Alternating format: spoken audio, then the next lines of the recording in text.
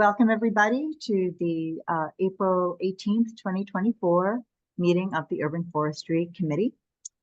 Per the acts of, pursuant to Chapter 2 of the Acts of 2023, this meeting will be held remotely. Welcome everybody. First, we're going to do introductions, and we do introductions starting by alphabetically by first name. Ooh. And Chris, I think, Carrie. No, you're Breck. Breck, you're both. Go first. Oh, no. Welcome. How are you doing, young person? Could you remind me how you say your name? Adwa? Yeah. Yeah, Ajua. Yeah, will you say it for us so we can pronounce it correctly? It's pronounced Ajua. Ajua. Ajua, would you please introduce yourself and welcome? Hi, thank you. Yeah, my name is Ajua Ampane. I'm a senior at Somerville High School, and yeah, I'm very excited to get started. I'm really interested in studying environmental science, environmental policy in college, so I'm excited to be here. Well, we are excited to have you. And that leads us to Breck.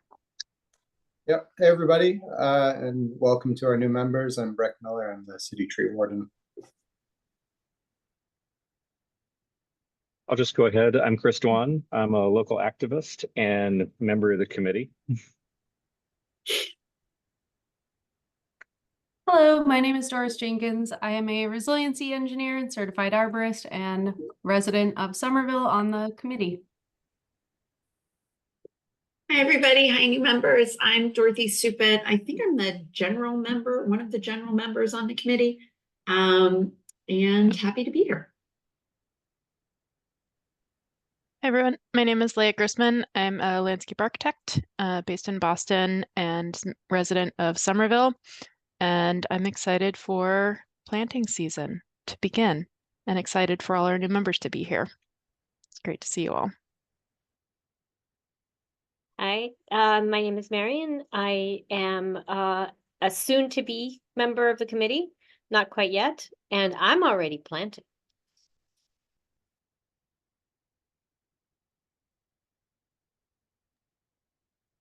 Michael, do you want to introduce yourself? Oh, next? Michael, that's right. Yeah, thanks. Hi, everybody. My name is Michael Hendricks. I'm a Somerville resident and tree enthusiast.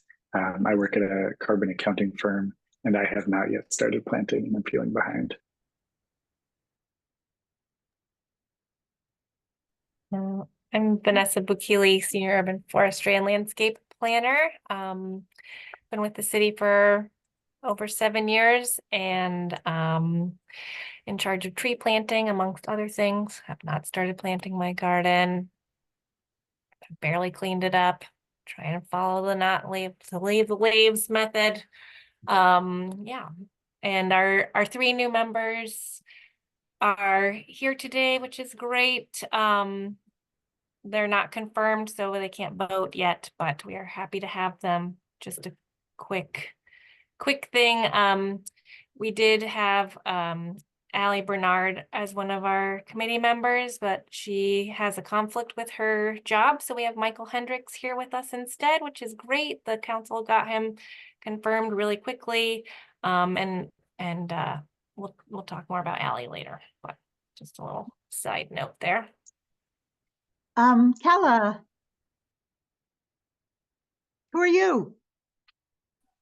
Hi everyone, I'm Kalla Taylor. I'm a junior at Somerville High School, and I'm one of the youth members of the Urban Forestry Committee.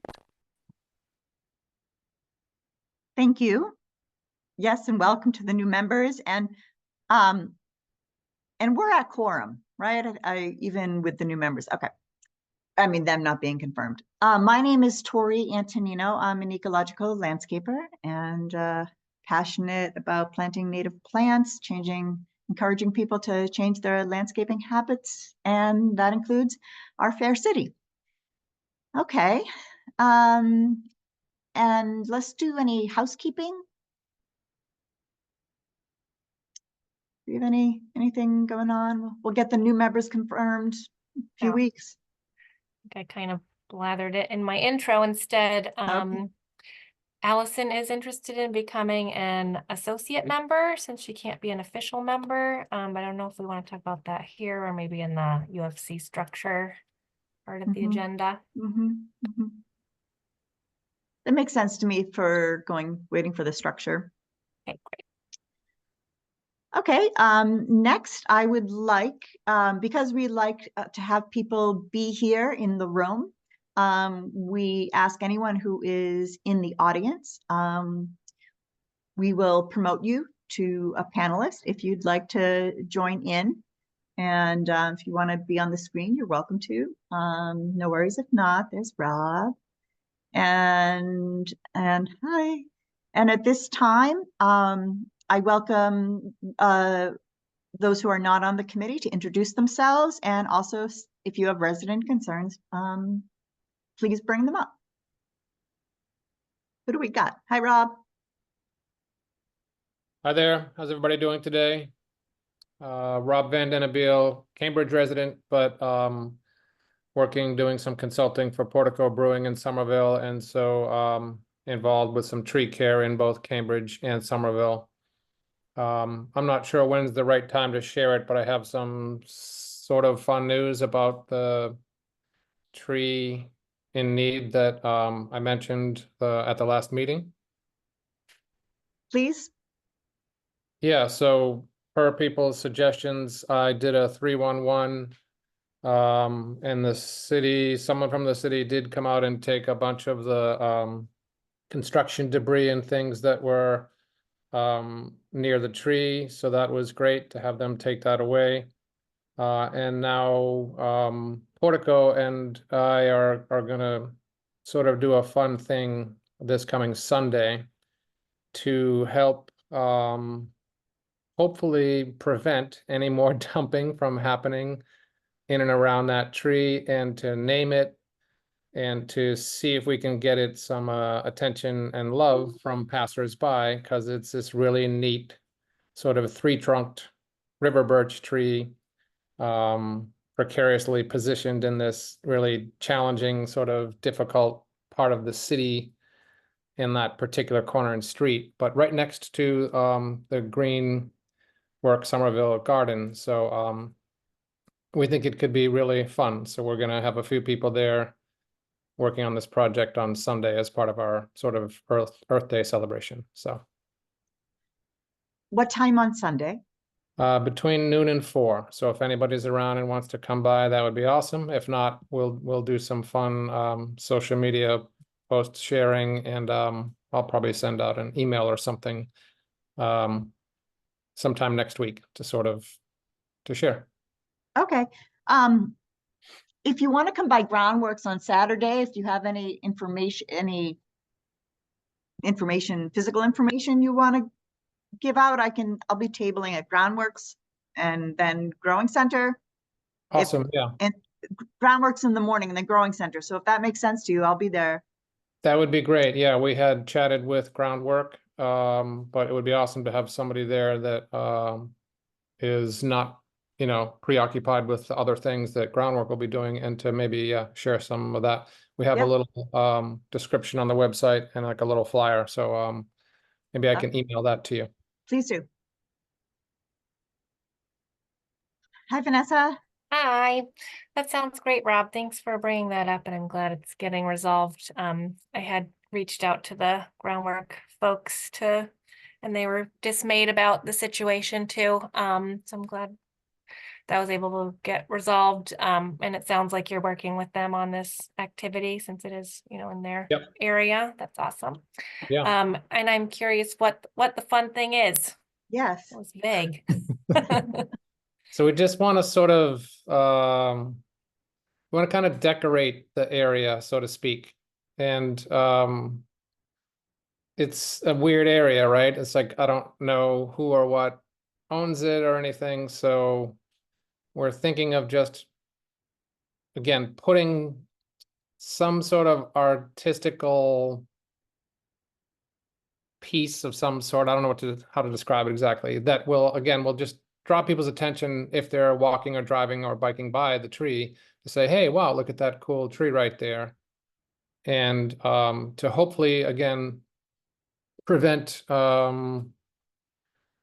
contractors, I can only imagine, who don't really want to pay to drop their stuff off the dump, that occasionally are driving by that area, seeing a whole bunch of other dumped stuff already there and just throwing it there. So kind of That like a sounds- street art sort of thing. That was really cool. Because it's at South Street Farm, it is city property, Okay. but South Street, groundwork runs it and manages it. So that's Yeah. sort of a weird place. Yeah, I mean, it's right there at the wall for the old junkyard is literally right there within like 3 feet of the tree, and the fence that Groundwork has for their garden is literally like another 2 or 3 feet from the tree, and then 2 or 3 more feet, and you're on the corner of South Street and Windsor Street. Rob, is there room to plant in the tree well, or is it just like sticking out of the cement? There is a little bit of room, I think. Yeah, there's probably 3 or 4 feet maybe around each side of the tree, but it's kind of hilled. It's like it's a hilled tree well, so to speak. Okay, so maybe Right. maybe not appropriate. Like, Ye- you mean hilled like you can see the flare of the trunk kind of thing? Flare Like- meaning the bottom? Yeah, so the tree is up on the highest point of that piece of sort of land. Gotcha. I just Gotcha. put a link to the Google Maps view. Yeah, I It's had a like picture. behind the sidewalk, I back had a of picture sidewalk that I area. shared, yeah. There's really no sidewalk there for the most part. Well, thank you for sharing. Yeah, and send along any information. Thanks for doing this. Do we have any other resident concerns from our non-board members? And then we'll get to the board members.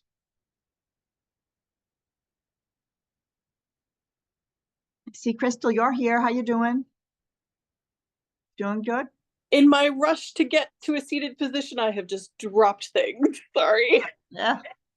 Hi, I'm Crystal Huff. I use they, them pronouns. And I wanted to let folks know that I will hopefully see you at the Growing Center in the afternoon with some worm composting instructions. We're working on getting them translated into the languages of the city, but at least the first draft, Kala already knows this. This is my climate ambassador project. And I got into Tufts urban design and public policy program. So I am assuming I can manage to afford it starting in the fall. That's me. Congratulations. Yay. Good news. Okay, any board members have resident concerns? Have anyone been talking to you? Leia. I have one. Just walking around and noticed construction equipment storing their big buckets on tree roots, which we don't love. So I'm uploading a photo right now to 311, but realizing I forget what category I should put that in because it's a construction issue, but it's a tree safety issue. For faster service, that one I would recommend emailing it to trees and we can send it to the construction folks who are in Perfect. charge. Thank you. Is it near you? In Spring It's Hill? on Tyler Street, right off Dane, in front of where Artisans Asylum used to be. Okay. It's I know a who's doing adopted it. tree too. I tagged it adopted last year, so I'm Okay. keep eyes We'll on it. find out who's doing that and make them stop. Thank you. Chris? Yeah, question from a resident who is me. Is it appropriate to request an expanded tree well on an existing tree? Yes. Yes. Sorry. Cool. Is that No, a 311 thing? I'm gonna let Vanessa Uh, take over. Yes, sometimes it takes a while for us to actually get there. 311's probably the best way for us to keep track of it. Okay. If it's And on then, Beacon where there's a tree grate, it's gonna be difficult. Other places we can look at it. all right. And then how do we feel these days about that flexible rubber infill for trees that are lifting up sidewalk panels? We enjoy it thoroughly, and I have a list that I need to send to Highway. I have a Cool. discussion pending. I will follow up on 311. Thank you. Thank you. I have some not so great feels about that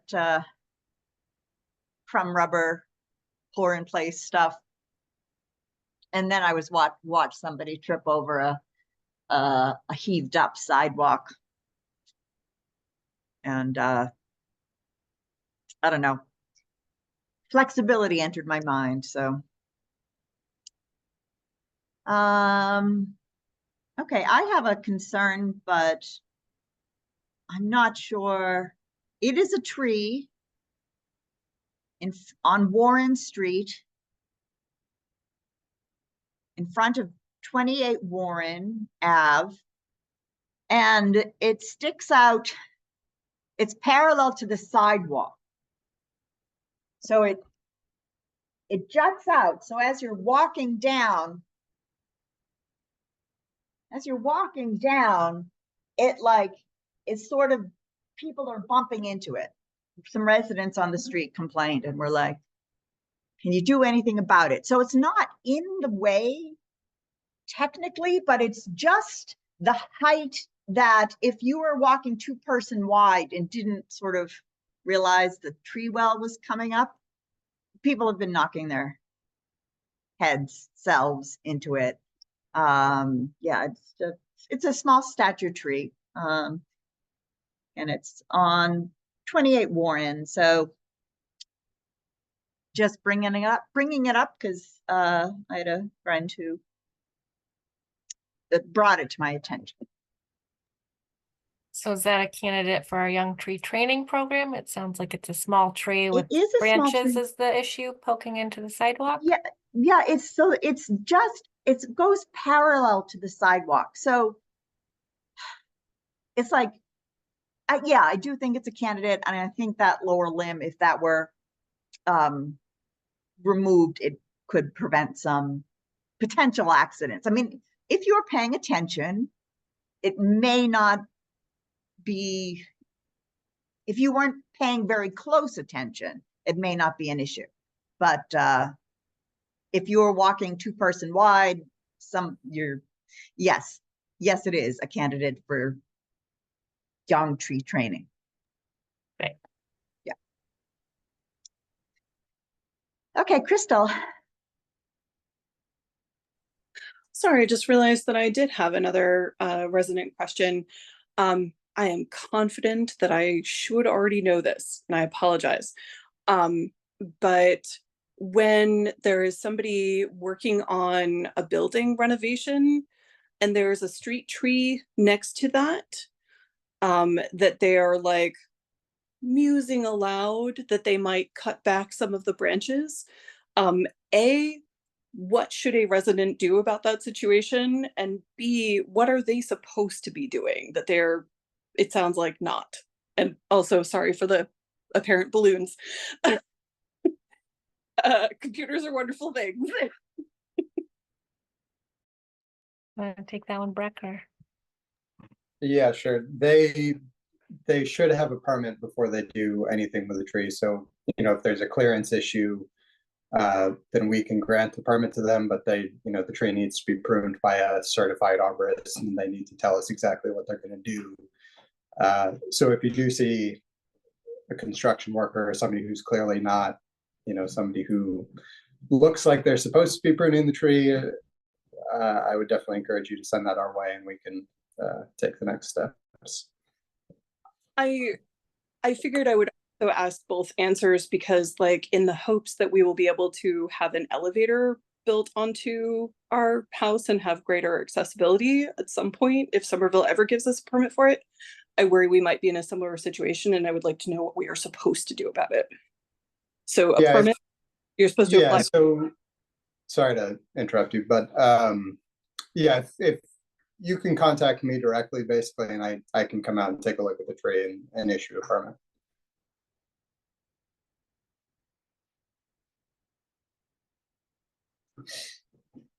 So I put in the chat also our email address that goes to Breck, me, and Malik. For those of you who are new, we're the tree amigos of Somerville. We're the 3 tree folks that plan and orchestrate tree work happening. So if you email trees@somervillema.gov, that goes to all 3 of us. So that's a good way if you're not sure who to ask. That's how you can ask all of us. And 311, there's a bunch of tree inputs as well. Marion, I see your question about young tree training. Leah put a link in the chat also. But it's one of our proactive tree maintenance programs that focuses on the youngest trees. Trees that were planted 3 years ago until they're too tall to reach with pole pruners. That's the young tree training category. And it's basically tree work that's done from the ground in a way that improves the structure of the trees and also eliminates some of these challenges with pedestrians and cars. It's much better to nicely prune a branch off than have it be ripped off. So young tree training sort of helps in that regards as well. And I think I told the 3 new folks via email, but just reiterating, please, like Marion did, if you're like, what are you talking about? Please just interrupt or raise your hand or ask in the chat. We sometimes forget ourselves and just keep blathering on, but we're happy to catch you guys up as best we can. And adding on to that, it is tempting if you spend your life in Zoom to put things in the chat for quick clarifications. It's what I do in every other meeting in my week. But we have been told by the city that it's better for the openness of the meeting and the recording if we actually say our things aloud. So this is not to say this is to say go ahead and use the chat, but then what Tori did where she said, I see in the chat that this question came up. That's something the city has asked us to do, just so that if somebody watches the recording, they get the context. Thank you for these explanations. Okay, let us move on to Tori, Mary, sorry, no, yeah, no. I've been waiting. I had my hand up for a while and I was just like, sorry. No, no, please go. I just wanted to ask, and this may come up later on the agenda because I see some other stuff too, but like, Vanessa, like I've been noticing that a lot of trees on Broadway, like the eastern part of Broadway, it may just be that they're not that it's too early in the season, but they don't seem to have any sign of life, not even tiny little buds. And I was wondering if we're worried about them and if they've gotten a visit yet. Good question. We do not visit every tree all the time. So it's sort of as we drive around, we notice this time of year is, well, it's starting to get easier, but winter can be hard to tell when things are alive or dead. There are some sneaky oaks that look dead for a really long time and then they magically spring to life. I know I've planted some oaks on Broadway, so it could be that they're oaks, and if you go pinch a bud or break off one piece or put a little tiny fingernail in the bark and see that it's green, if any of those things look green, then it's alive. It can be hard to see if the buds are swelling on some species. And other species like honey locust are like the last to leaf out. So I wouldn't be too worried yet. I have not driven down East Broadway lately to know for sure. I have replaced a bunch of trees on East Broadway. A number of them, like that whole corridor was planted pretty much, I don't know, now a decade, 15 years ago, maybe. I don't know when they redid Broadway, but they planted some species that are not necessarily what I would choose or have chosen since. So, for various potential reasons, there's been a fair amount of death over there, but I am replacing them when I see them. So I would wait probably another month for any dire situations. But if you do notice, a month from now that things still aren't having any leaves or any swelling buds, you can put in a 311 request for those sites and we'll get them replanted. Thank you. Good to know. One other thing, Marion, you may want to bring up here. I know you were asking about the McGrath project. We didn't put that on as an agenda item because I hadn't had time to get any information, but if you wanted to introduce that here, you could talk about it now. Sure, I can mention it. So there is a group of people loosely being organized by SAS, Somerville Alliance for Safe Streets, for the record. But it involves a bunch of different people who have an interest in persuading DOT to rethink the design of that they have planned for when they bring down McGrath. Because right now the plan for McGrath involves turning it into what somebody yesterday at a meeting described as like really making it nicer for the drivers. Let's put a nice big green patch in the middle and leave this gigantic road. And there's several of us who are interested in persuading DOT to instead physically like shift the road one side or the other so that we can carve out new green space.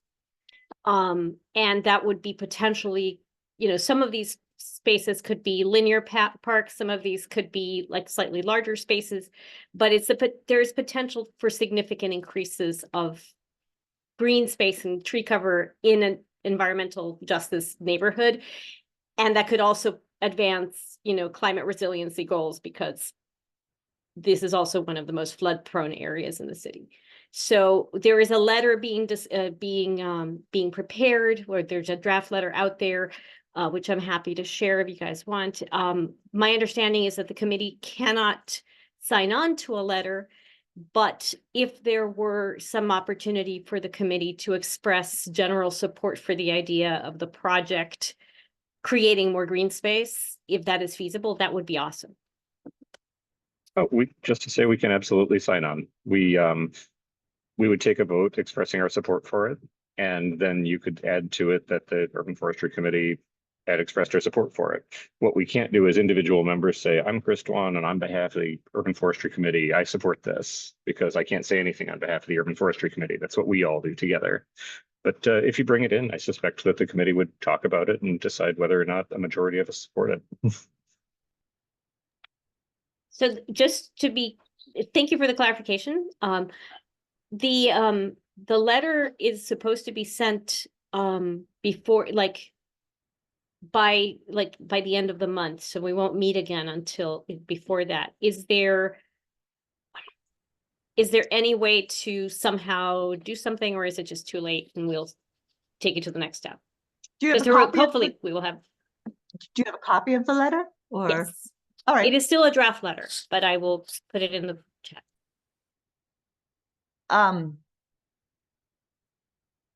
Do folks feel comfortable, or I need clarity on this perhaps? Can we support a draft letter?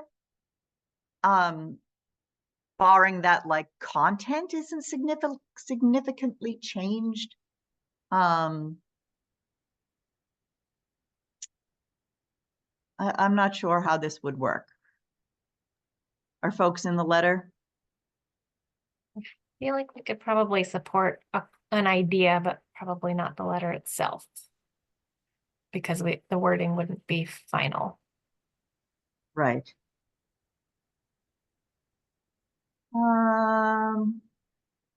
Yeah. I would suggest, I agree with Vanessa here, I would suggest that having shared it with the committee like this, individuals take a look, and if you support it, add your name. But yeah, if it's kind of a thing that if we don't have the specific wording, then we can't vote on that.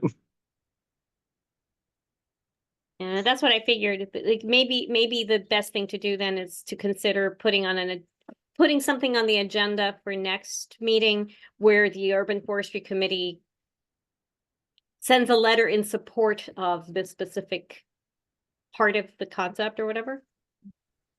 That sounds right to me. Awesome. That's what we usually do. thank you, Marion, for doing this. And Chris, I don't know if you have your hands in this too with SAS. When was the last meeting of the McGrath Highway, and do you happen to know when the next one is?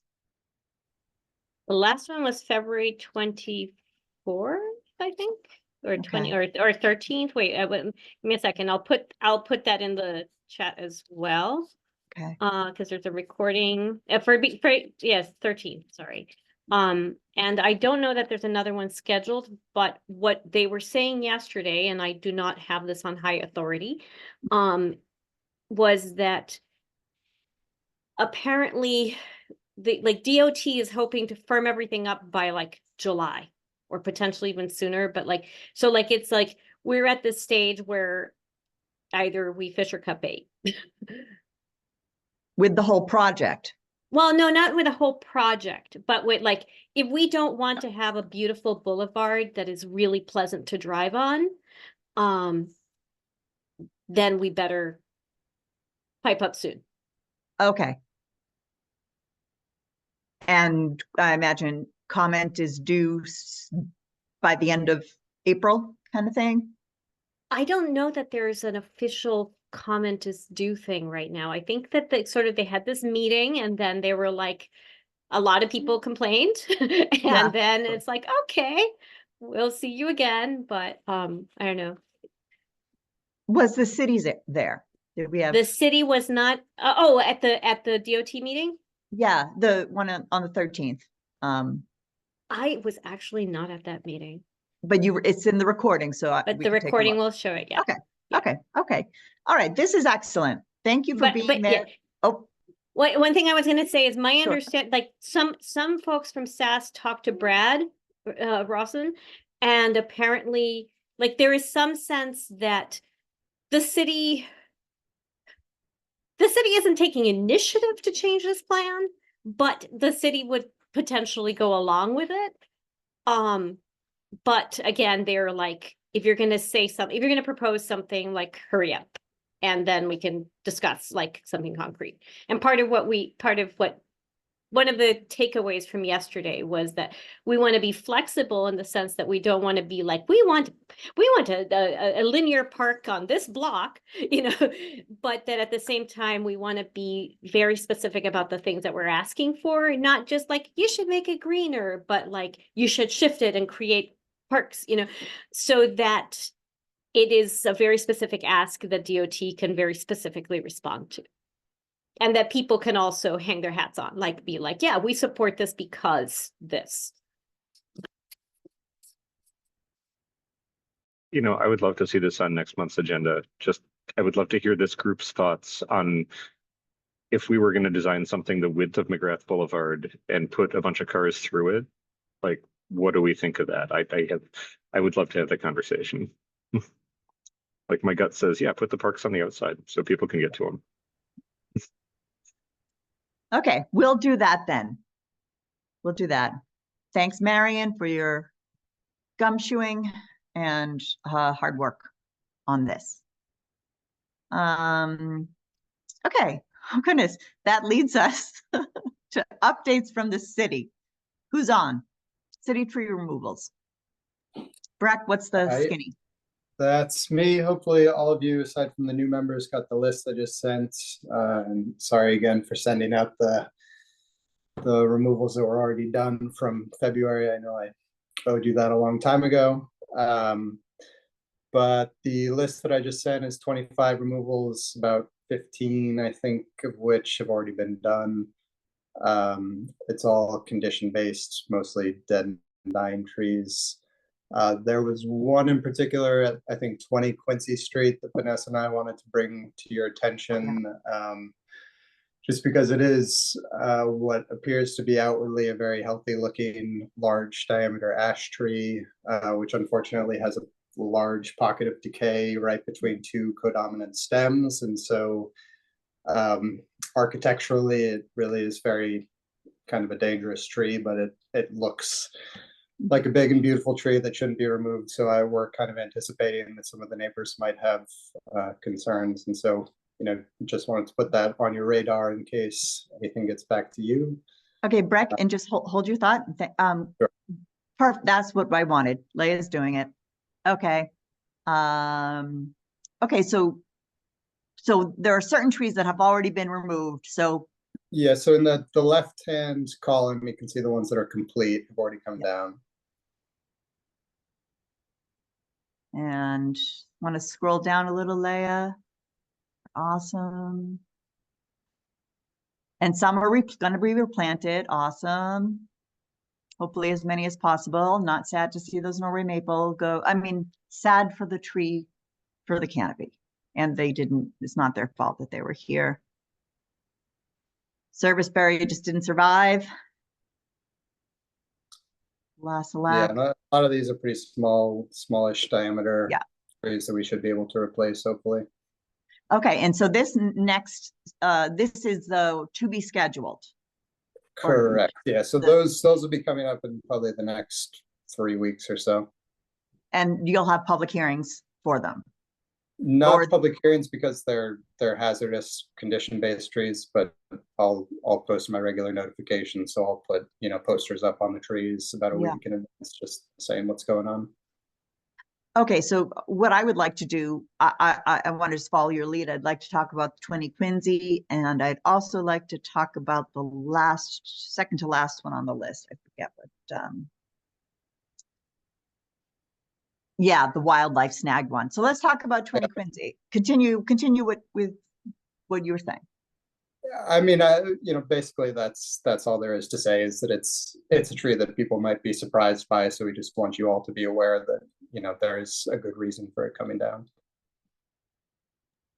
How many ash trees do we have left? Quite a few, actually. Yeah.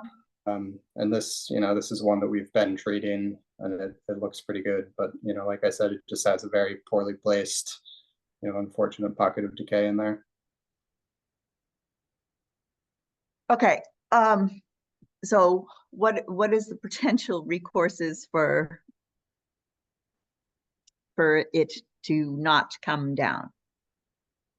I really don't think there's any safe way of keeping it up. Vanessa has also taken a look at it, and, you know, we both are in agreement on this one that, you know, unfortunately, I don't think there's really any way to avoid it.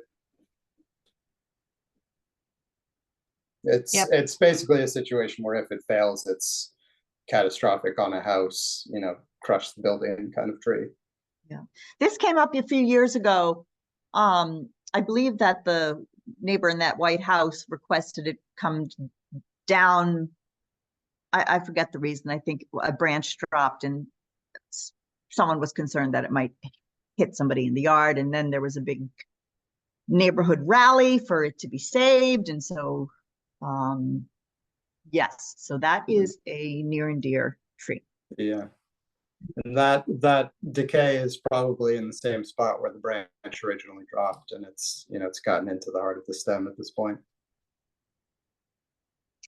So I'll, you know, in the poster that I put up, you know, I'll try to put a little bit more detail than I usually do. Like, you could look here and see exactly what we're talking about. And, you know, obviously it has our contact information, so I'll be available to answer any questions that come up.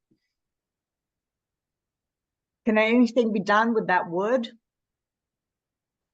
Have we figured that out yet? Getting the wood to artists? I mean, it's one of those things that's always in the back of my mind, and, you know, I think it's becoming a more viable idea now that we've got a tree crew. You know, we still, like, this is one that it's such a big tree that the contractor has to do it because we need the log truck to do it, basically. So that kind of complicates things. And then we also just have a space issue, like where do you keep a, you know, 9-foot tree trunk in the yard. So yeah, like where that cursor is. Yeah, in their yard would be fun. Oh yeah, in the yeah, I mean, I guess there could be a creative solution. I think, you know, just given the timing of this one, I'm not sure how that would work out, but it is something that I am thinking about.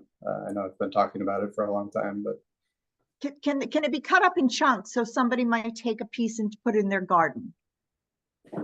I think if somebody is there at the time that it happens, then yes, they could probably make that request and the contractor would probably do it. But like, I can't pay these guys for extra time to deliver wood somewhere or anything like that. So, if somebody's in the right place at the right time, then it's possible.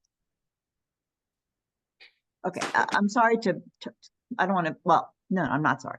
So when they remove this tree, do they have to cut it up before they put it in the chipper? Is that the process? They will, so the contractor that we use will they'll take out the top of the tree, and then they have a log truck with a grapple, and they'll probably take that whole stem at 12 feet or something like that and just put it in the back of their truck, in the log truck. Okay, so cutting it up into chunks is not part of the process. Generally not really. These guys are like a pretty efficient operation, and then they've got a tub grinder, I think, somewhere in Rhode Island. Okay, all right, this is going to be a toughie. Will you just It's a shame. It's one that I would really rather not do, but I think it needs to be done, unfortunately. Will you just keep me in the loop, or us in the loop, as to around when it might happen? Yeah. I'm gonna send it out to the contractor probably tomorrow, and then hopefully get back from them on scheduling in the next week or two. Okay. This is adjacent, but I'd love to make this either add to a working group or put it as an agenda item for a future meeting, because this is going to continue happening. I listened to a really inspiring podcast on this podcast called Ologies. Some of you guys might be familiar with it, but it was a special about lumber and a company in California, I think in LA, called Angel City Lumber. And it's basically the middleman, literally, this guy owns this company, and they show up, take the tree, do something inspiring with it. And it exists in LA, and there's a lot of links. I don't know if it's too non-related, but I'm going to throw this in the chat. But if you Google Allie Ward Ologies Xylology, that is the science of wood. So there's a lot of resources in other cities that do this, and Somerville seems like a place that could do this. I think it does probably require a third party, but if we all start keeping our eyes out and ears out, I think having an option when we're in this situation would be awesome and very inspiring. Could we be connecting with artists of some kind who are like with wood sculptors? Yeah. As a way to have that be a thing that we plan for? Yeah, I think that would be awesome. We have, for a few special trees, big trees that had to come down in parks, worked with the Arts Council to find someone to do a sculpture. So there's the sculptures at Symphony Park and at Marshall Street Playground that the same artist actually did both of those sculptures. We haven't found someone for like little ones. I know there's like spoon makers and stuff. They probably don't need a whole trunk of a tree to build a spoon, carve a spoon. I love the symphony. I love both of those tree stumps, but sculptures, like Symphony Park is one that I go to all the time.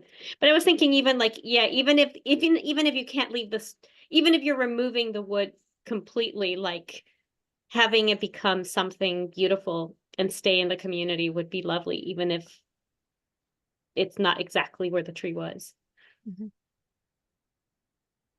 Yeah, I just want to speak up in support of this idea. It's aligned with what we're doing to change attitudes in the city, where the default in a lot of places is that trees don't have any monetary or other value.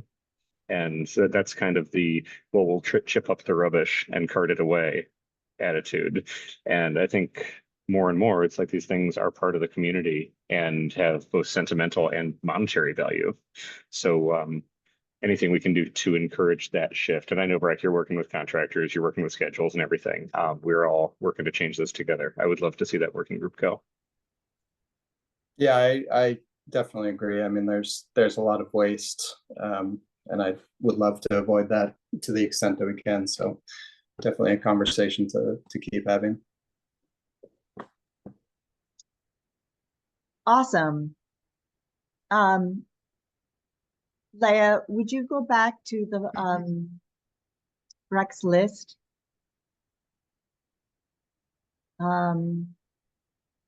Okay, I had a curiosity, and this is also, I don't know if everyone has had a chance to look at it. Tell me more about the wildlife snag. Are you leaving a snag on 36 Thorndike? I've been listening to you, Tori. No way. I don't know if anybody's noticed, but we've left a few on the community path as well. This tree is also in kind of like an unmaintained natural area in that corner where Buena Vista meets the bike path. So yeah, we're gonna leave just like a big 8-foot section of it. And you know, it's sort of off the path, so hopefully nobody has any issues with it. But yeah, it's sort of a deteriorating, I think, box elder. Yeah. Well, love a good box elder. You know, this is awesome. Breck, you're awesome. This totally made my day, and I hope it makes the rest of us our days. And I want to bring up, oh, sorry, go ahead. Sorry, I'm just looking at the map. It's off of Buena Vista. I'm not sure.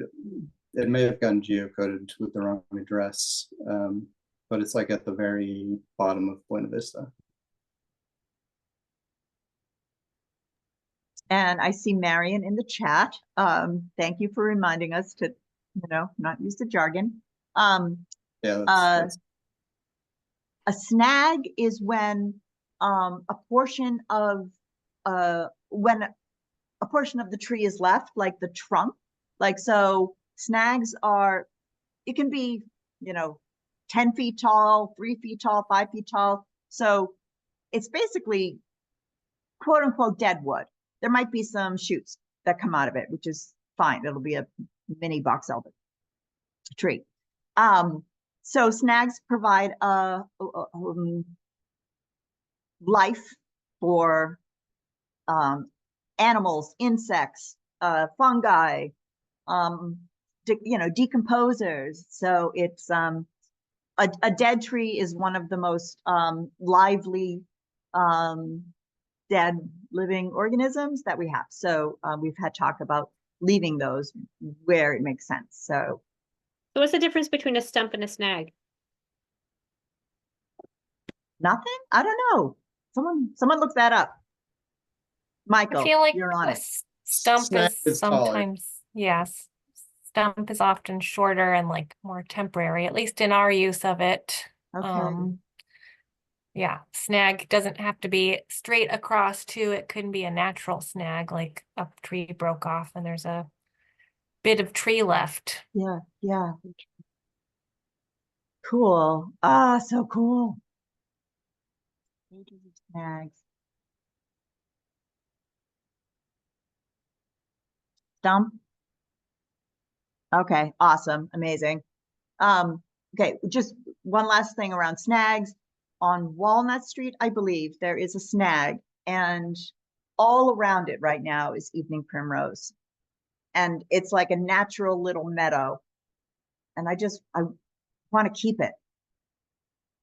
It's providing, it's like become a planter, basically. Is it it's a street tree? Yeah, it's a street meadow now. Where did you say it was? It's on Walnut. It's closer to Highland Ave and Walnut. No, it's it might be Vinyl. I think it's Vinyl and Pleasant or Grandview. Yeah, Vinyl and Pleasant. So I just want to put in a plug for a natural snag that is now a host for a lot of evening primrose. I'm familiar with that snag, and it's really great. Isn't it? You love it, right? So cool. If you think of it, Tori, if you could just send an email to the trees account and remind me of that, because they're actually working on stump grinding right now. So, Oh, no. but I Okay. can take a look at it. Michael said, Pleasant, Brand. Oh, yeah, to the Is that, right. that big one? Back on. Okay, I'll send it to you. I think it's further I in think the, it's in the slightly other more towards direction. Highland. Yeah, it's more towards Highland. Is on it? this It's side, like though. a pretty large Yeah, diameter. it might be that one that's still a tree. I think it's actually on the corner, like up by We Grandview, removed maybe. we Right, removed right, that big that tree. doorway on the corner there. Okay. Is that the one, Michael, do you think? I think it might have been, yeah, that's showing up as a tree here, but now it's like a pretty tall. Yeah, now it's stand, pretty or tall. like- It's I'll take a walk because I'm not far. Yeah, that and I'm sure that's it right there, because we took that tree down Yeah. last. so it has Um, significant, significant soil around it. That's Yeah. Several Well, years. as Sorry. far as I know, nobody's complained about it so far. So, as long as nobody's giving us grief about it, I don't have any issues with leaving it there. But when 1311 call comes in, something will happen. Is there any way to the 311s go through you? It's the stumps and the sidewalk stuff are kind of shared between us and the highway department. I mean, as far as I'm concerned, there's no issue with it. I can't guarantee that I won't get vetoed on that one. But I'll do my best. Okay, let us know if you think of anything. I hate to leave it up in the air and it falls in between the crevices and it gets cut down. So, I don't know if you can think of anything to make sure it doesn't get removed. That would be great. Yeah. Barring putting a little sign on it. Yeah. Okay. So, like I said, if you can send us an email just so it doesn't slip Yes. my mind, we'll Vanessa and I can think that one through. Okay, perfect. Okay. Thank you, Breck. The next city update is private tree removals, permits, and exceptions. I will take that and tell you I don't have any updates for you. There have definitely been some permits issued and some exceptions made, but I don't have a list, and Malik has not updated the spreadsheet. For those of you who have not seen this before, Leah is showing you this awesome spreadsheet. Once you're fully confirmed, I will share this with you all as well. But we have a spreadsheet of all of the privately owned trees that have either gotten permits from us to be removed or exemptions from us. So we have an ordinance. Our tree preservation ordinance includes a requirement that you need to get a permit to remove a tree on private property if that tree is 8 inches diameter or greater and is not an invasive species. If it is an invasive species, except for tree of heaven, you also need a permit if it's 24 inches or greater. So we're trying to prevent the loss, or at least make up for any loss of tree canopy on private property by going through this permit system. There's a lot of like different ways to get a permit and different requirements, but if you're removing a private tree, generally you need to either replant the number of caliper inches of tree you're removing. So a caliper inch is the size, the diameter of the tree at breast height. So if you're removing a 10-inch tree, you need to replant enough trees to get 10 inches back. Or you can pay into our tree fund so that the city has money to plant that amount of tree in the city. There are exceptions if the tree is dangerous, and there's a waiver where you don't have to replant or pay if you're an owner occupant. So if you own your property and it's a 1 to 3 family and you live there, then you don't have to replace it, but you still need a permit. So it's complicated to explain a little bit, but that's the gist. And this spreadsheet tells us for all the permits that have happened since 2021, where those permits are, how many trees were removed, if they need to replant or pay or whatnot. And then the first part of tab of this spreadsheet tells you all of the exemptions. So those are dangerous trees that are either dead or dying or have a likelihood of have a proof of impacting a structure, basically, or a house. So this spreadsheet is kept relatively up to date, but sometimes there's a little bit of a lag where Malik's busy trying to actually issue the permits and give the exemptions and forgets to put them all on spreadsheet. Any questions about my summary or any trees you've seen come down in the world?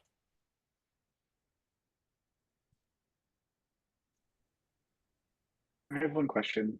Yes. Oh, What's the, Michael. is there, oh, thanks.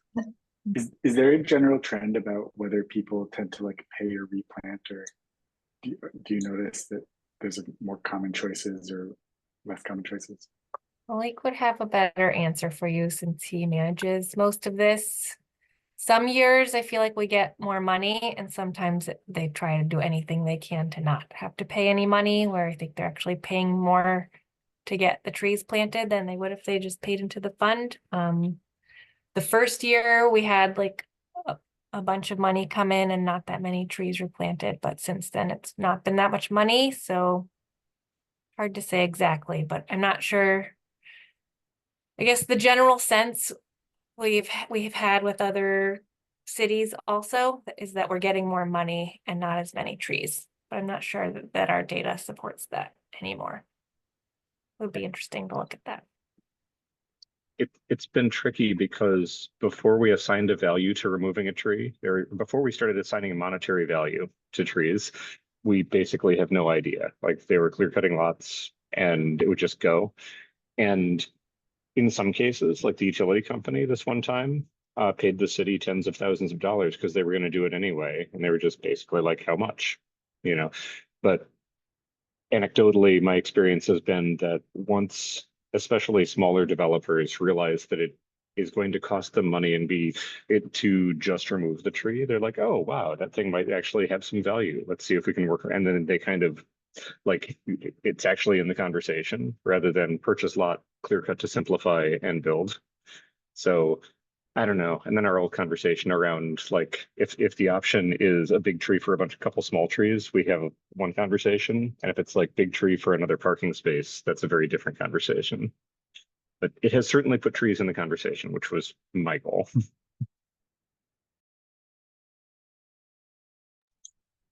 Thanks for explaining.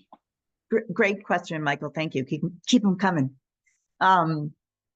I have a question from Malik, and I just wanted to just speak it out loud. A lot of the reasons that people are saying they cut down a tree, like at Homer Square and on Prescott, is that they couldn't get insurance if the tree was so close. And I think that would mean nobody in Somerville would be able to get insurance because none of our trees are like more than 20 feet away. They're like, oh, that's 10 feet away from the house. So I don't know what, yeah, I just think I'll shoot Malik an email and see if he has any insight on that, because I want people to be insured, and I don't want people to be like, oh, I can't be insured, trees go down, and a neighbor has to call. So we definitely hear that about public trees as well. People want trees removed because their insurance company won't insure them, and we better prune off a limb or whatever. yeah, I don't know what insurance companies they're working with or why they wouldn't insure a house for a tree when there's nothing wrong with the tree. But in both instances you mentioned, Homer and Prescott, neither of those got exemptions. So, they had to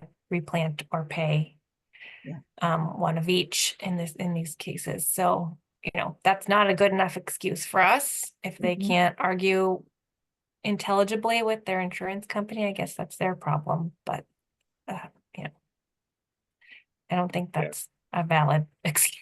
I know. But for me, that one falls firmly in the category of somebody told you something and what they were trying to do was make you go away. Like, I'm certain that they were told that by somebody and the person didn't push back. Insurance companies do say really crappy stuff. I just had to get a new insurance policy for our condo, and it was remarkable the very stupid reasons why one insurer decided that they would non-renew us. So yeah, but I was gonna ask you, like, do you like this is when trees are coming down, like how much are you like how much has the city done to promote tree planting on private property? Like new tree planting? Well, And oh, go ahead. No, Do you no, have no, more? no, the other thing I was gonna say is like, because this is like now, like May would be like a great time to plant a tree in your yard, right? Yep. We don't have like Or November. campaigns to, you know, recommend that people plant trees yet, but we do encourage them to replant through this private tree removal permit process. There's also, if you're doing a substantial renovation to your house or developing a property from scratch, you need to get a green score. It's part of the zoning code, and as part of the green score, planting trees is highly weighted, so you don't have to do any specific things. It's like a menu of options that you can choose from to make your property more green in terms of basically like helping filter stormwater and reduce urban heat island. Different categories are weighed differently, and trees are weighed the highest. So we encourage tree planting in that way. And you get even more you get bonus points if you plant native trees and if you plant high value species, so species that we've identified as important for wildlife value. So there's the green score. We're also the city's working on the Somerville Pollinator Action Plan, which we can give a small update soon, but that plan will have more recommendations and sort of outreach activities to encourage creating pollinator habitat on private property. And since trees are a big, important component of pollinator habitat, I'm sure some of that will be encouraging tree planting. Great question. Yeah, I'll just add, and I apologize for talking too much this meeting. I'll try to do better, but it comes up all the time that we need more carrots and less sticks. That is an absolutely dead-on observation. And what we're up against is that it's tricky for the city to pay for improvements to private property. Like, so it's hard to like directly fund anything that it is not a general benefit. So any ideas that folks have on that? I think everybody would love to have more encouragement and less fees and fines.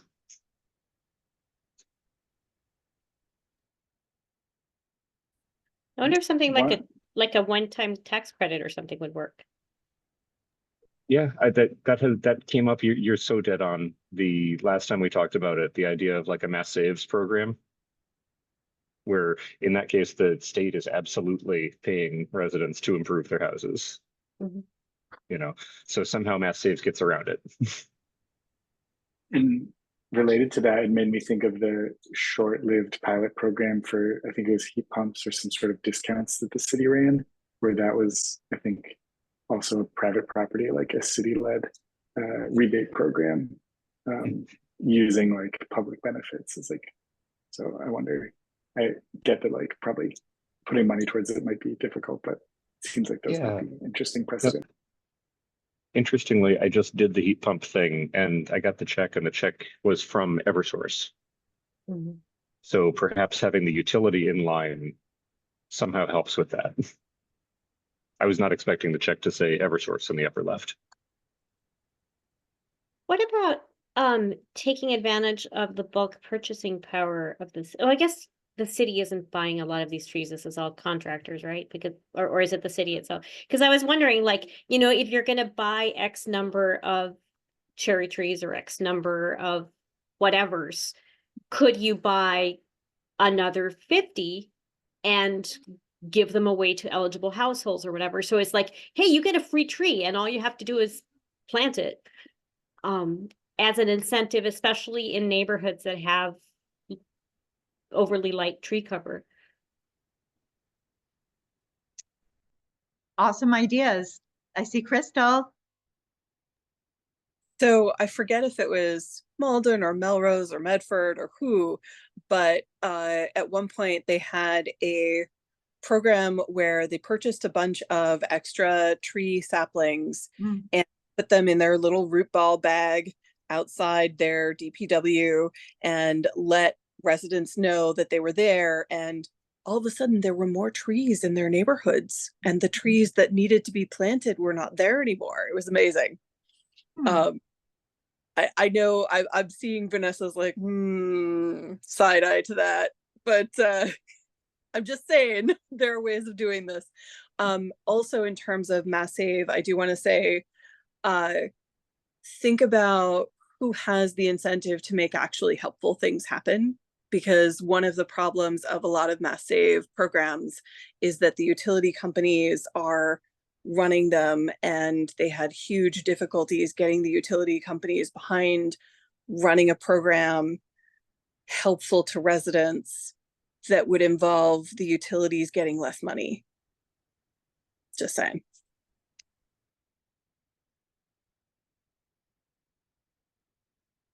It almost seems Eversource would be a great supporter of this, since trees get in their way. And maybe if they were on residential property, they wouldn't have to be cutting them down the middle all the time. Yeah, but I really like these thoughts. Perhaps this is, you know, maybe this is a SAP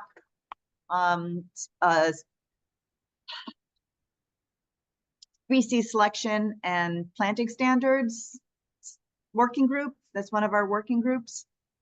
Because I think these all can be explored. I do want to bring up Green Cambridge.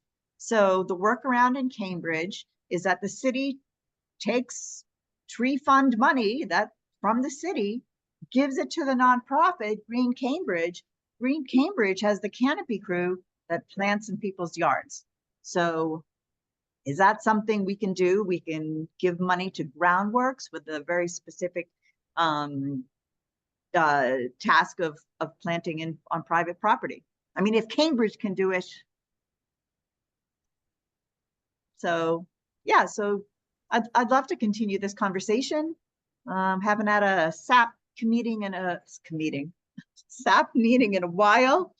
If you'd like to be on the SAP committee, please put your name in the chat. It has to be below quorum, but and just, I see a couple things that came up in the chat. That would be awesome, from Rob. And let's get back to the agenda. Thank you, Chris. All right, moving along. Okay, Marion, awesome. How's spring planting going? My contract with Wagon Wheel is being signed, so have not officially started with my new contractor yet. Itching to get going. So no real update yet. How's our wish list coming?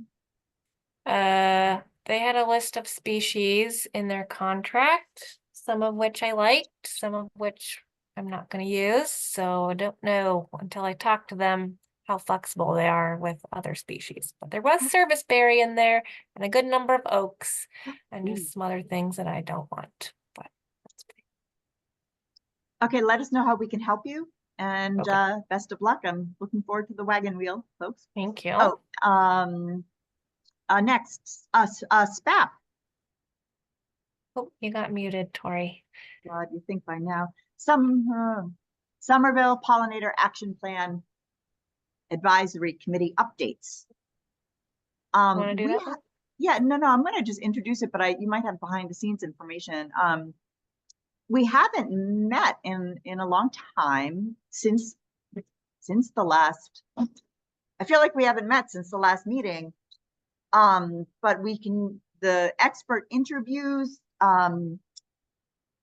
did stop, and I'm gonna link the Summer Voice website, because I think all of the expert interviews was a process where the contractor offshoots brought in 10 different consultants and had an hour meeting, and we got good information from them. But that's all I might be misremembering. But I did notice that there'll be some tabling at groundwork. So tell us more, Vanessa. Yeah, thanks. I think you're right. I don't think we've had a meeting since our last UFC meeting, but there's one next week maybe, or the week after. There have been more expert interviews. I'm not sure those are public yet, but they will be at some point if they're not on the Summer Voice page yet. Behind the scenes, they have been working on the outreach materials, so some fun things for engagement at tabling events. A lot of that you'll see at different Sustainability Week events next week, and some of the other events, Groundwork Somerville maybe, and I don't know, Growing Center probably, those sorts of events. And then next, the 27th, is that not this Saturday, but the following one is Civic Day. So that's city folks will have a table. We're gonna do a bunch of outreach materials there with the Peace Up table, public space and urban forestry. And yeah, I think they're just our consultant for this project is Offshoots, and they've been working hard, behind the scenes, working on drafts and looking at data and stuff like that, but I haven't seen anything yet either. So more soon. Okay, excellent. Thanks, Vanessa. Are you around tomorrow? Are you at City Hall? Yes. Can I For might a need little some- bit. I might hit you up for some tabling. I'll Okay. check what I have for tabling, but I might need a couple things. Okay. Okay. Here, the next we have, there are a few new additions to. But quickly, Tori, there's one sorry. more update from the city, tree preservation ordinance updates. I bet Chris is itching for that update. We have made progress. So I presented the ordinance updates to the mayor's staff, and then they looped in the legal team. So we're working now with the legal department on the wording of some of those updates. They even found one that, like a small other update that we should make, where the ordinance refers to the wrong section in Massachusetts general law. So they're paying attention. So far, I don't know exactly what the language is that they're tweaking. They're just trying to make sure everything's legal and lines up with other rules and other ordinances. They haven't proposed anything super major yet, but we have another meeting with the legal department next week. And then we'll be talking that over with the mayor later in the month. And the goal is to get a draft of these updates to the city council before the city council goes dormant. What's it called? They go on break. Recess. Thank you. They go on recess. So I believe that's, June-ish time. I don't know when they go on recess. After budget season. So they come into July 1, they pass a budget, and they take 2 months off. Great. So at least have it introduced before that time. Thanks, Chris. Michael, do you have a question about this? Well, yeah, I think I briefly read somewhere what the updated proposal ordinance was, but if there's time, I was curious if someone could kind of summarize the updates to the ordinance that you're looking for and why. Kind of a lot. Maybe someone can post a link to the memo in the chat. It should be up on the website, I think. Yeah, if you go to somervillema.gov/UFC, because we have the best acronym here. It's not the Ultimate Fighting Challenge, it's the Urban Forestry Committee. Down in the memos section, you'll see it's the most recent one. It's the whatever February 2024. Oh, yep, on the right. Yep. And yeah, it's a whole bunch of sort of streamlining stuff with 5 years of runway on the law. We talked for several months and came up with a bunch of suggestions. I'm glad that it's winding its way through the process. If there's any major changes to what we suggested, I think there'll be time for me to present and discuss those at our next meeting. But if not, I will just loop in the working group on this, which was Chris and myself. So. Yeah, I would say for my part, I am completely happy with what the committee recommended. I would not slow it down at all to bring it back and relitigate it. I would say because we don't pass law, and even the administration doesn't pass law. Like the city council passes laws, and it's going to be thoroughly chewed in legislative matters. So I would say don't wait once it gets past the legal team. Okay. And thank you. Exciting. Thank you, Vanessa and the city. Any more city updates? Okay, this next item I threw in the chat. There are a couple new plants that are being proposed to be on the no sell list. And there is a public hearing. So let me just, oh, you put in the chat. So the two new candidates, and this is Massachusetts, their prohibited plants. Oh, under the Massachusetts Department of Agriculture. They're a body that convenes and proposes invasive plants to be put on the list. And I think this particular list is restricting the selling of these. Am I reading this right? The delivery. Okay, so even like having them come into our fair Commonwealth. So that hearing is the 26th of April. No, I take that back.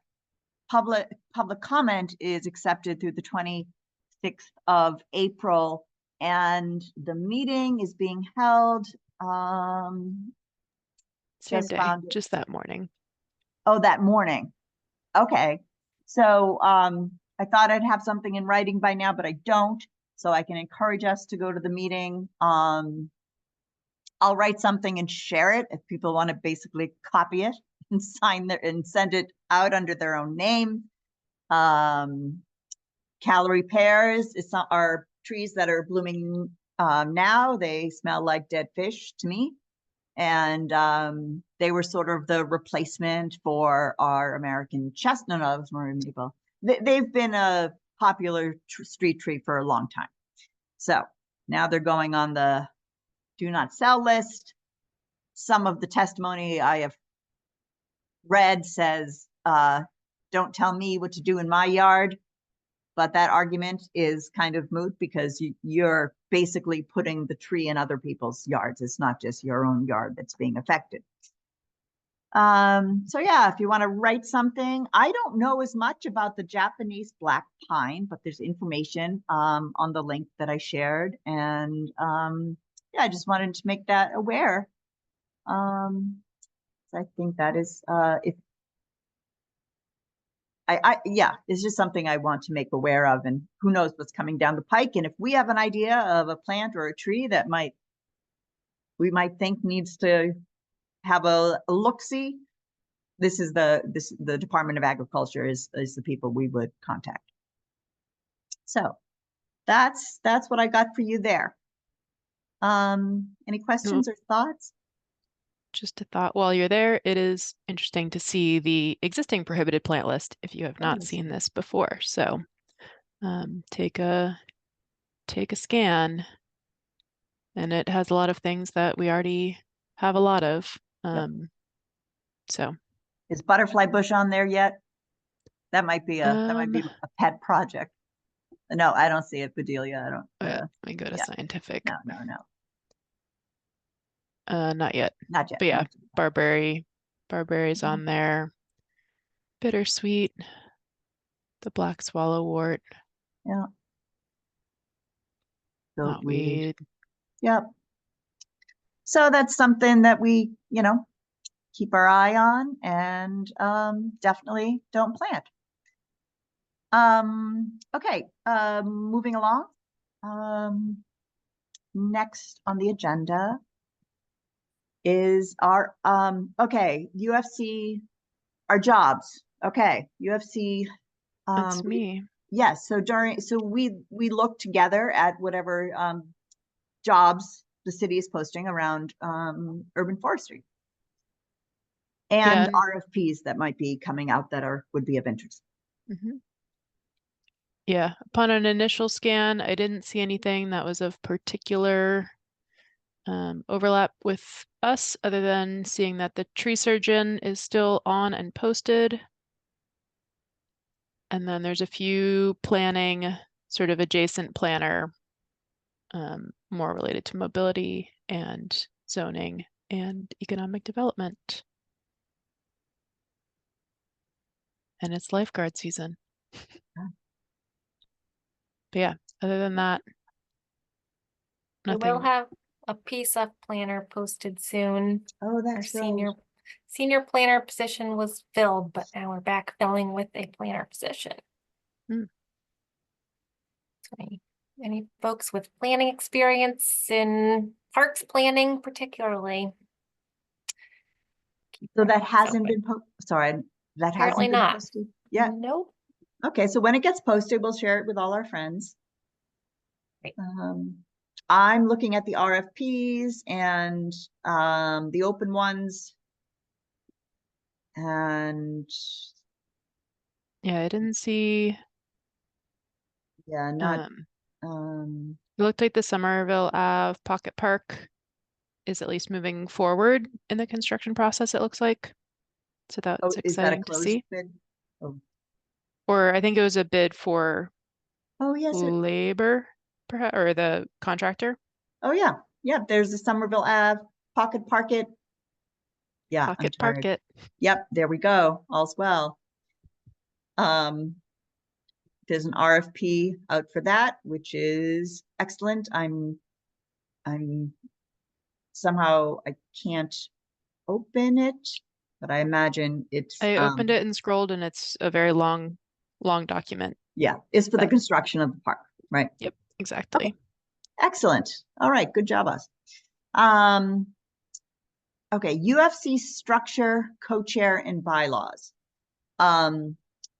Leah produced a Google Doc where we dumped all of Dorothy's questions. All of the questions that had come up, and also that were, Dorothy asked some great questions, and that made us do a think. And you can see on there some of the questions, what is our committee makeup, the organization, what's the purpose of our committee? And this would be a place where it's 6:01, so we might have time to do a quick chat about having adjacent members. Vanessa, what's the word you use? And will you take this for a Associate, minute? I think. Sure. Yeah.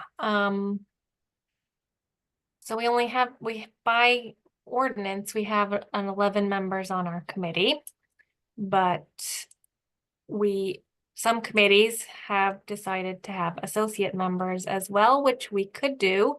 An associate member role would be sort of semi-official, like of having an official title, but no voting power. So similar to an audience member, really, but having an associate membership maybe would give folks more ownership and feel like they should come. It wouldn't count for quorum or for voting, but maybe, coming more often to these meetings it takes a little while to get used to our language and what we're talking about and feel comfortable to speak up. So the more people show up more often, the more involved they can become, as Crystal and Rob can probably speak to.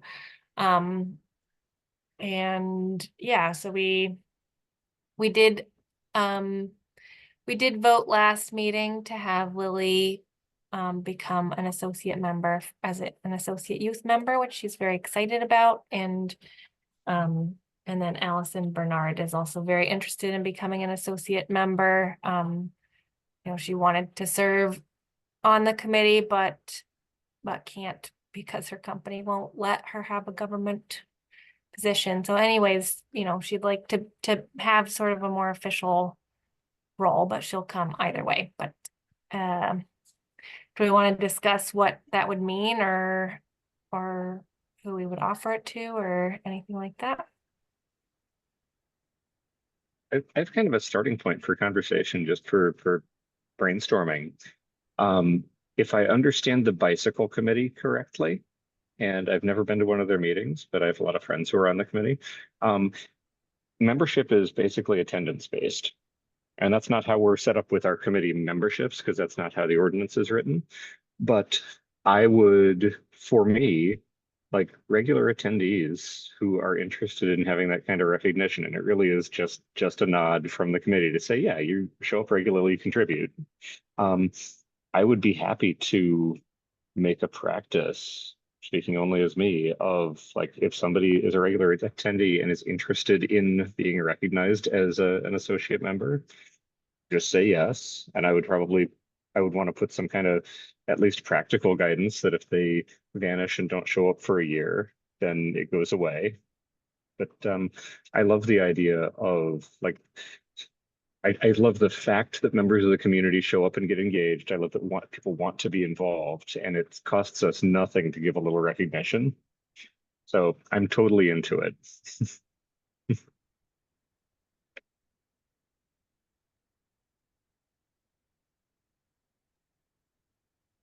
Yeah, exactly what Chris said. Chris, you said the bicycle committee has associate members as well? No, they don't, but they made bylaws, I think. And don't quote me entirely on this. Go talk to a bicycle committee member. But I think they made bylaws, and the bylaws say something about like you have to have showed up to some number of meetings in the past year. And if you've done that and you want it, you become a voting member. And that is not how we're set up now. And I don't think that we need bylaws. I think we're doing fine without them. But just that concept of people who show up get recognized is something I would love to replicate. I'm in. And do you propose, and I'd love to hear from other people, like, it wouldn't be something you need to apply for, right? It would just be, we could even just have an agenda item, and people who want to be an associate member, and we could just vote them, maybe just have a vote or say yes. Oh, I see Dorothy, your hand is blending in with the background, so. Oh, yeah, I guess my question was I don't feel strongly about this one way or the other, I guess, but my question was is there a great demand for this, or is it something where Ally,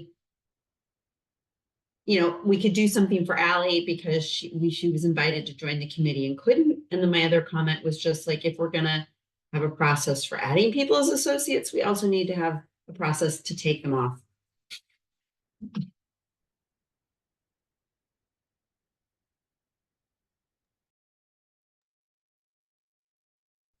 I hear that. I don't think we've really thought about it before, Ally. So so it hasn't really come up before, but I agree, like there should be some sort of, like, maybe not a full application process, but someone needs to want to be one, and then there has to be some sort of rules about it. Like if you miss X number of meetings in a year, like 6 meetings in a year, then you're not an associate member anymore. Or you can say, you know, yeah, some sort of rules about becoming and not become and coming off of it, and maybe like a maximum number, because we don't want to have like 20 associate members if there was a hot demand, you know, more members, more associate members than official members. I don't know. I mean, just to converge to a solution, what if we said informally? I mean, we can do pretty much whatever we want in terms of making a motion and then voting on it. And if it's not sort of wildly out of line, then that stands. Like if it's not completely out of our lane, then that's how it works. I could imagine doing it as one-offs where we decide to recognize somebody for a period of 1 year or more as an associate member. And just put it right there in the motion that you're in for a year. We do a lot of other things just kind of organically by how we have decided to over the years. That's part of why we're looking at this document to figure out if there's any of that bears writing down. And then, yeah, that's kind of it. Like, I don't feel like we need to bind ourselves too hard to rules, but I'd be totally comfortable today just saying like for a period of 1 year, I'll make Ellie an associate member. And then as other people express interest, if there's enough support for it, give them a year term.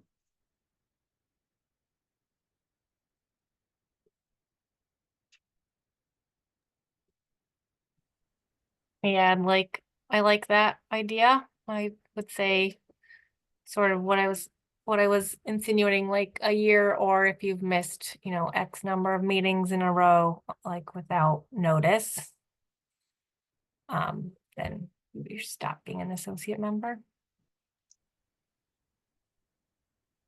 And without disagreement, we could notice, like there have been several times where people have just sort of sent you an email and said that they're not, or I don't know what the process was, but you brought it to our attention that somebody was not going to be showing up anymore.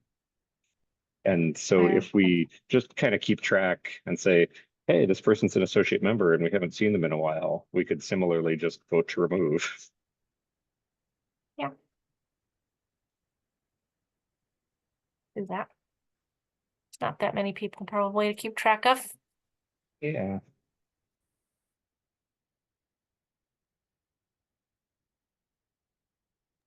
The room is very quiet. I think that sounds great to me as long as it doesn't add any administrative duties. Sounds good. Yeah, is this just spitballing, I guess? Is this something we would advertise? Yeah. No. Well, I mean, we could put them on the website. Yeah, I mean, but like, how would people know to be that if they wanted to be an associate member? Could we just put it on our like Friends of the Forest list that Vanessa compiles?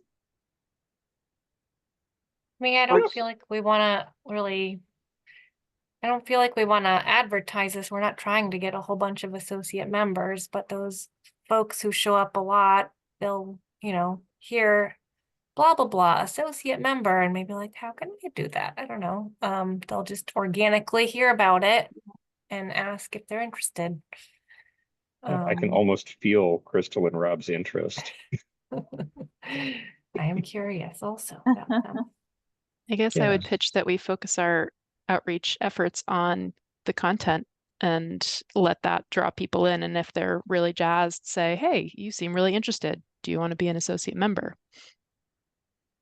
Rather than being like, oh, now we have to write a memo about what associate membership is. Like, let's write memos about plants and trees and let that bring folks in and then welcome them with a little administrative barrier as possible, if that's possible.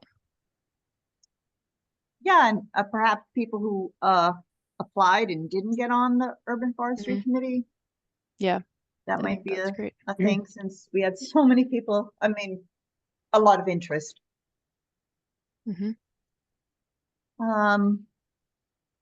Okay, moving quickly along. I mean, we could, if I may, then I'd like to move that we recognize Ally as an associate member for a period of a year.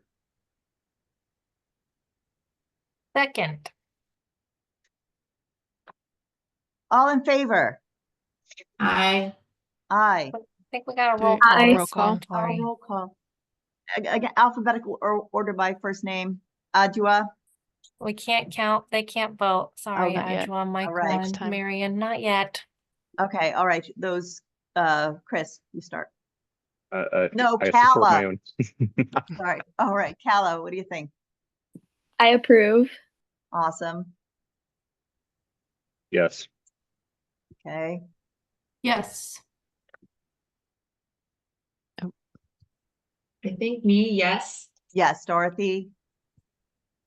Leah, Lance, yes. Breck, are you in? I approve, yep. Okay, Vanessa, Yes. approve, Tori, approve. Hey, I would like to make a follow-up motion if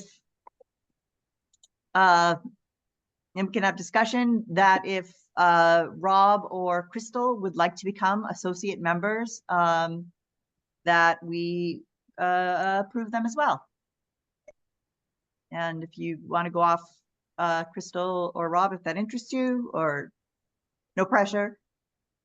Yeah, I think it's a really cool idea. I would be interested, yeah. Okay. Any thoughts, Crystal? I know you have a lot of things on your plate. I do have a lot of things on my plate. I feel at least more seen than I did the past 2 times I applied to be on the committee and was told no. Yeah. Like that has been really disheartening and has impacted my attendance, as you might imagine. I think I want to think about it in terms of my capacity. Like I don't want to make promises that I can't deliver now that I have made other allocations of my time. Okay. Thanks for being here today. I nominate Rob. And I think the idea is attending 6 meetings, minimum 6 meetings a year. If that sounds good to folks. I don't feel like we need to pick.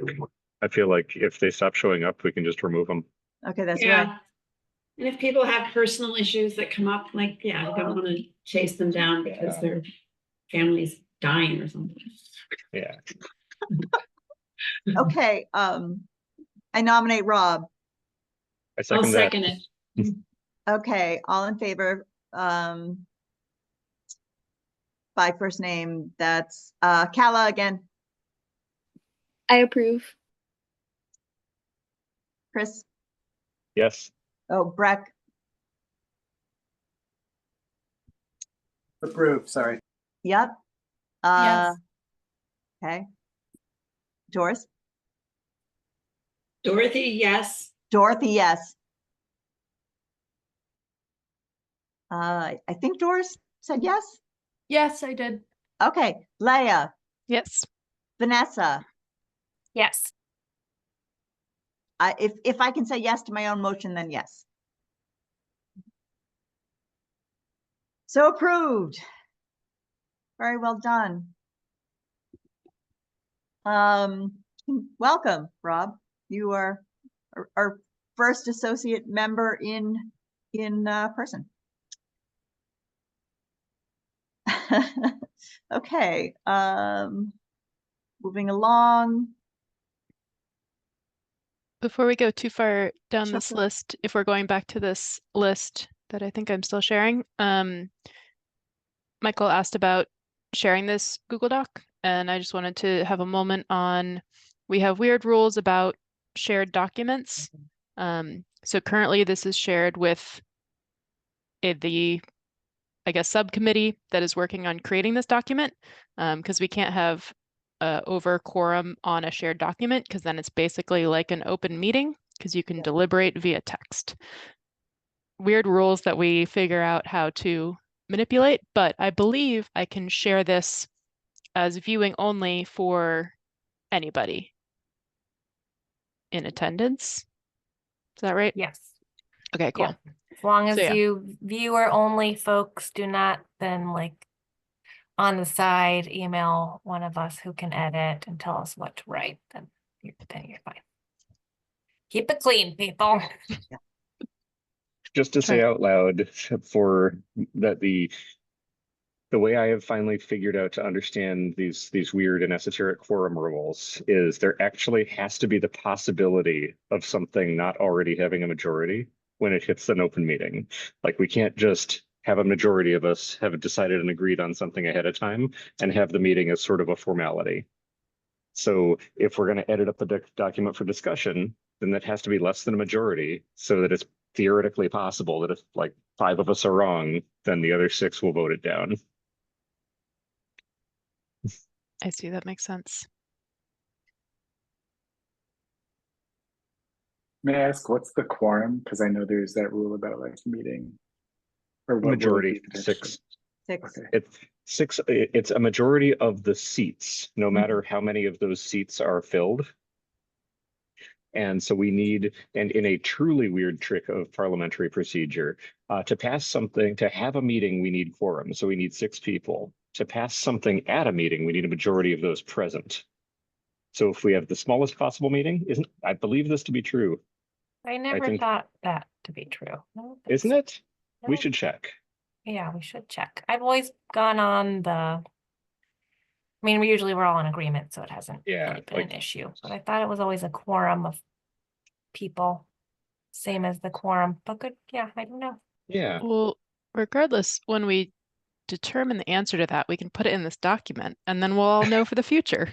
So I think there's still some more work to be done to fill out some of this content. I tried to link to as many existing documents as possible as to not repeat things and also be a way to share resources.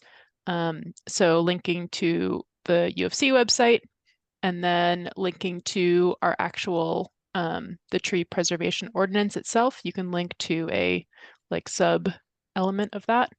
And then a lot of things are still unanswered. And if you go through this document, I guess this is a weird question. If you go through this as a viewer and you have additional questions, maybe bring them up in a meeting and then we can add them to the document. If that seems weird rules. Yeah. But yeah. This is just what we've come up with for being able to do work more than 2 hours a month. The group goes off and works on it and then comes back and we talk about it and then they go off and work on it. And it's slow, but it keeps us well inside all of the rules. And then I tried to start making a few categories for all of the questions too. So as we add and expand to it, it has some logic there and starting to list other groups that we work with. So it can begin to be a bit more of a resource. And yeah, as you can see, there's still a lot of unanswered questions, but hopefully it's a start. And I will share the link. I can share the link in the chat. Yeah, safe. As a view link, For the yeah, view only. as a view only. Yep. Great. So yeah, I don't think we have a ton of and time to go through every question, but if there's any that specifically we wanted to chat about.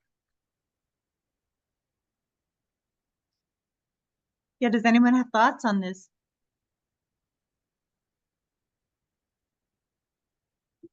I just say thanks for starting to answer it. Thanks for asking the question. That's how it has to begin. Also seeing we're quite close to time. Yeah. So we should, or sorry, go ahead. I see it. Dorothy, I don't understand the question. It's not a question. It was just a statement about the quorum rules for this particular committee and within cities. So it was just a sarcastic comment. Oh, I gotcha. Okay, moving on. Our ongoing working group updates. We have adopt a tree, outreach, Arbor Day planning, website. Well, those first.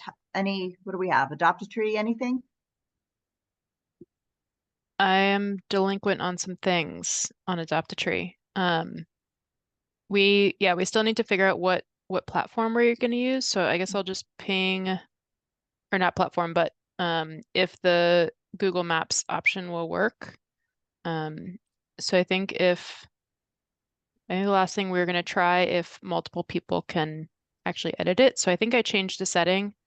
So I think if maybe Doris and Vanessa can test that out. Yeah, happy to test that. Sorry, I have also No been worries. delinquent. Lots of stuff going on. So much stuff going on. So much stuff. Yeah, then we can see if we want to do that method for the inventories. And if we decide that's too hard, we can go back to the Google form and figure out a way to maybe just use that map as a way to figure out what your trees are. So maybe I think we're going to try and start doing the inventories in May. So I think by the next meeting, we'll have a plan of action, if that sounds good.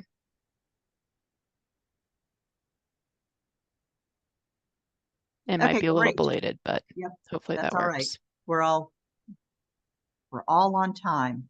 Don't care what anyone says. Outreach. Can it be just Oh, a second? Marion, yes. Sorry, just a Sure, very, sure, very sure. quickly. No.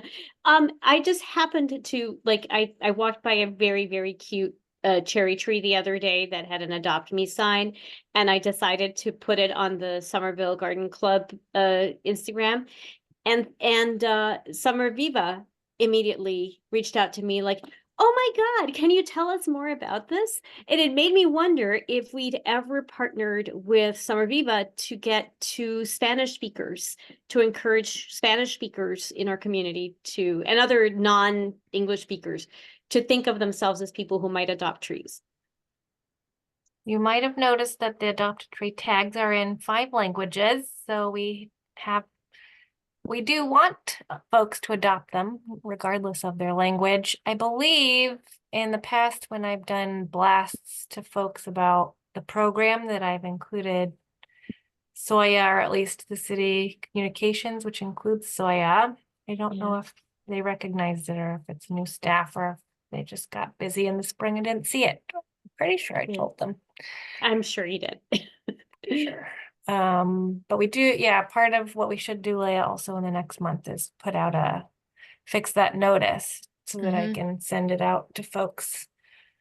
I think almost all the trees have tags now from last year, so it'll be good to let people know.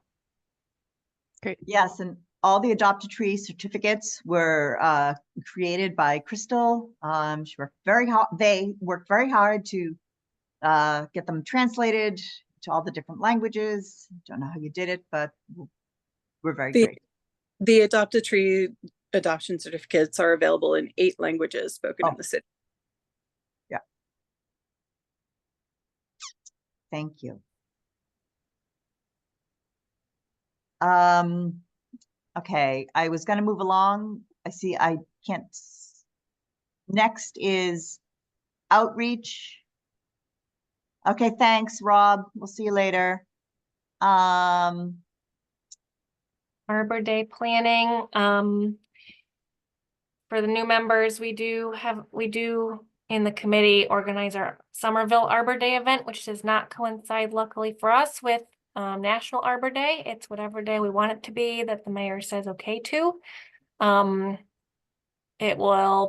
I am delinquent in my responsibility to set up a meeting to discuss Arbor Day ideas. So I will do that. Trying to remember who is on that committee. It's in last month's list. But if you have not told me that you want to be on the Arbor Day Planning Committee but are interested in it, please let me know and I'll add you to that meeting invite. I think we still have room for 1 or 2 more folks. More next time. Excellent. Okay. And will UFC be doing outreach this weekend, or that's through Somerville Pollinator Action Plan? Is that the? Through the Pollinator Action Plan, we are doing an event, a Miyawaki Forest tour on the Thursday evening, 5:30 to 6. Thanks for the reminder. I'm going to send Sustainable Week plans in the chat, and we're going to do, hopefully, if everything goes as well as it's supposed to, have some trees to give away and maybe other seedlings if I can get them. And yeah, other than that, I think that's all I know of. If it makes sense for me to grab the sign-up sheet or whatever for Saturday's event, I think I can wear several hats. Okay, great. Okay, website updates? Nope. Okay, our species selection and planting protocol. I've been delinquent on that. We're all a bunch of delinquents. I'm thinking this a next move for this committee could be figuring out how we get more plants to people. Right? Does that seem kind of what Marion was talking about? How do we get plants in people's yards? Okay, I will do. That's me. Next, Somerville's most wanted weeds. I don't know if we have any updates on that. Chris, I see you unmuted. No, nice. Okay, no updates on that. GLX corridor greening. I have no updates on that. Approval of March of meetings, approval of the minutes for March. I think those weren't sent out, right? Yeah, I didn't send them out, so can't approve them. Awesome. Sorry. No, great, time. perfect. Do I hear a motion to adjourn? Oh, I see someone in the chat. Okay. All right. Any other motion? Well, thank you all for being here. If you have any other questions, speak now. If not, I would like to hear a motion to adjourn. I'll make a motion to adjourn. Okay, do I have a second? Leah. All right, in order of first name. No, we just are good. Oh, Jesus. This is why we need to write it down. Yeah, I'll get this, I swear. Okay, good night Great all. to see you all. Thank you for being Good night, here. everybody. Thank Lovely you. Thanks, people. everybody. Okay. Bye, thank you. Bye, you're Bye. welcome. Bye.